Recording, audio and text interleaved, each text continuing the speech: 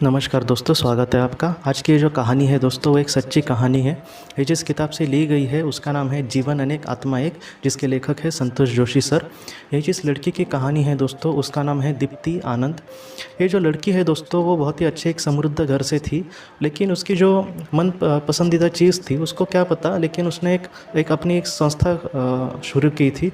और उस संस्था में दोस्तों वो विकलांग जो बच्चे हैं उनके लिए मदद करने की कोशिश करती थी।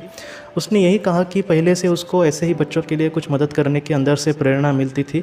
उसने किसी का ये नहीं बताया, लेकिन उसने कहा कि अंदर से उसको बार बार यही ऐसा लगता था कि मैं ऐसे बच्चों के लिए कुछ करूं। और उसने यही कहा कि वो ये अपने काम को करती थी। और ये काम करते करते दीप्ति के सामने दोस्तों एक ऐसी महिला आई, वो खुद ही वहाँ पर आई थी।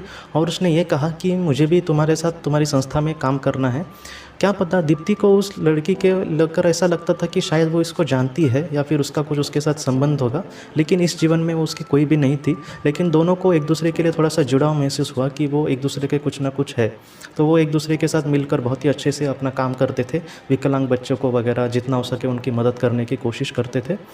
जब दीप्ति आई थी दोस्तों संतोष जोशी सर के पास, तब उसने ये सारी चीज़ें अपनी कही। और संतोष जोशी सर ने जब उसका पास्ट लाइफ रिग्रेशन किया, तब उस लड़की को बात दोस्तों पता चला कि गए जन्म में वो एक औरत थी और उसको एक बच्चा हुआ था। और वो जो बच्चा था दोस्तों वो विकलांग था। और उस विकलांग बच्चे को लेकर उसके फैमिली में बहुत ही ज़्यादा इसको बुरा भला कहा जाता था। और एक वक्त ऐसा आया दोस्तों जब उन्होंने कहा कि इस बच्चे को तुम्हें छोड़ना होगा।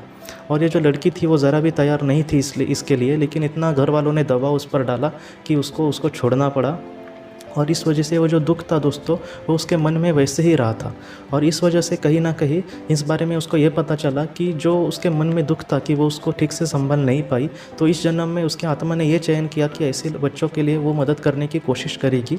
अब सवाल ये पड़ता है कि दोस्तों वो जो महिला आई थी उसके संस्था में, जो कह रही थी कि मैं भी तुम्हारे साथ मदद करूँगी, वो कौन थी? तो दोस्तों जिस बच्चे को उसने छोड़ा था, जो विकलांग था बच्चा ना, वो बच्चा ही वो औरत थी। मतलब गए जन्म में वो उसका विकलांग बच्चे के रूप में वो आई थी औरत, और इस जन्म में वो भी ऐसे ही विकलांग बच्चों के लिए मदद करते हैं। और दोनों ही बहुत ही सुकून भरे रीति से अपना काम करते हैं दोस्तों। एक पवित्र काम है ये, किसी बेसहारा को या फिर किसी विकलांग लोगों को इतनी मदद करना। सचमुच ऐसे जो काम होते हैं, मुझे नहीं लगता कि उसको उसका कुछ मोल होगा, वो अनमोल काम होते हैं। और ऐसे जो करने वाले इंसान होते हैं उसको भी मैं दिल से प्रणाम करता हूँ कि आप खुद का मतलब सुख ना देखकर दूसरे के लिए कुछ कर रहे हैं। या फिर समाज में जो बेसहारा लोग हैं, जिनको कोई भी या फिर नहीं पूछता, या फिर जो थोड़े से परेशानी में होते हैं अपने जीवन में, तो इस वजह से ऐसे लोगों को मदद करना सचमुच बहुत बड़ा काम है दोस्तों।